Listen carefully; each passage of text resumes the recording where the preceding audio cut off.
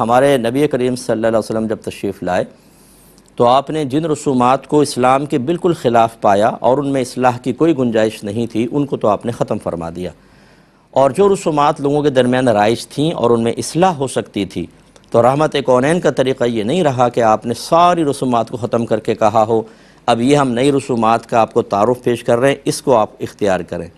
بلکہ بخاری کی روایت موجود ہے کہ انصار میں کسی کے ہاں شادی ہوئی تو نبی کریم صلی اللہ علیہ وسلم نے ارشاد فرمایا کہ ان کے ساتھ آلات لہو ان کے ساتھ کر دو، کیونکہ یہ شادی میں اس کو استعمال کرتے ہیں، یعنی دف کو بجاتے تھے وہ، تو سرکار نے اجازت مرحمت فرمائی۔ تو خلاصہ کلام یہ ہے کہ جہاں پر رحمت کونین صلی اللہ علیہ وسلم نے اصلاح دیکھی کہ یہاں اصلاح ہو سکتی ہے، وہاں اصل چیز کو ختم نہیں کیا بلکہ اس کی خراب چیز کو ختم کر کے اصل رسم کو باقی رکھا۔ تو خلاصہ کلام یہ ہے کہ ایسا نہیں ہوتا کہ آپ شادی بیاہ میں ہونے والی ہر رسم کو قرآن و حدیث پر پیش کر کے دیکھیں کہ قرآن و حدیث میں اس کو ثبوت ہے یا نہیں، اگر ہو تو ٹھیک، نہیں ہو تو آپ کہیں یہ ناجائز ہے اس کو ختم کر دو، ایسا نہیں ہوتا۔ قرآن و حدیث میں ثبوت نہ ہونا ایک الگ چیز ہے، اور اللہ تعالیٰ اور اس کے رسول نے کسی چیز سے منع کرنا، منع کیا جانا ان کی طرف سے ایک الگ چیز ہے۔ آپ کو یہ دیکھنا ہوگا کہ جو رسومات ہو رہی ہیں ان کو منع تو نہیں کیا نبی کریم نے، اگر نہیں کیا تو بالکل آپ کر سکتے ہیں۔ جیسے یہ ہمارے ہاں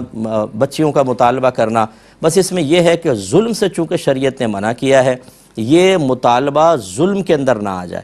کیونکہ پیسہ طلب کرنا ہمیشہ برا نہیں ہوتا، وہ برا ہوتا ہے جو بلا ضرورت انسان مانگے ہاتھ پھیلائے اور اپنے آپ کو ذلت پر پیش کرے، اس کو نبی کریم نے منع فرمایا۔ باقی دوست احباب ایک دوسرے سے کچھ طلب کر لیں، جیسے رحمت کونین صلی اللہ علیہ وسلم حضرت بریرہ رضی اللہ تعالی عنہا کے گھر گئے، وہ کنیز تھیں، آزاد کردہ بی بی عائشہ صدیقہ رضی اللہ تعالی عنہا کی عمر رسیدہ خاتون تھی، سرکار ان کے دلجوئی کے لیے کبھی کبھی وہاں چلے جاتے تھے، تو انہوں نے گھر کا عام جو کھجور وغیرہ دیگر چیزیں رکھیں، تو رحمت کونین صلی اللہ علیہ وسلم نے فرمایا کہ ہم نے ہانڈی پر چولہے پر ہانڈی کو بولتے ہوئے سنا، اس میں کیا ہے؟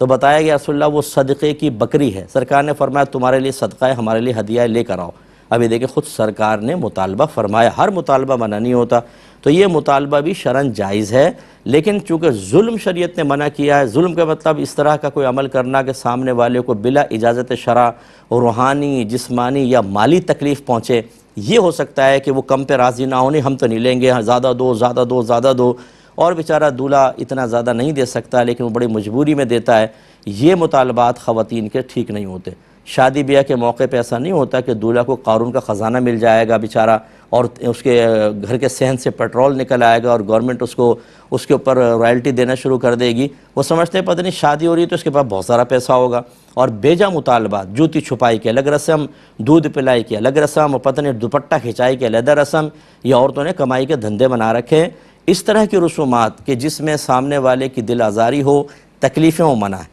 تو خلاصہ کلام یہ ہوا کہ اس کا مطالبہ اس حد تک جائز ہے کہ بس بدمزگی پیدا نہ ہو، پیار محبت میں تھوڑا بہت بھائی بہنوں کو دے دے ٹھیک ہے، لیکن یہ کہ اس کی چمڑی ادھیڑ لو اور اتنا پہلے لے لو کہ بھابھی کے لیے وہ 2-3 مہینے تو قرضہ ہی مانگ کے گھر کا گزارا کرتا رہے، یہ شرعی اعتبار سے جائز نہیں ہوگا۔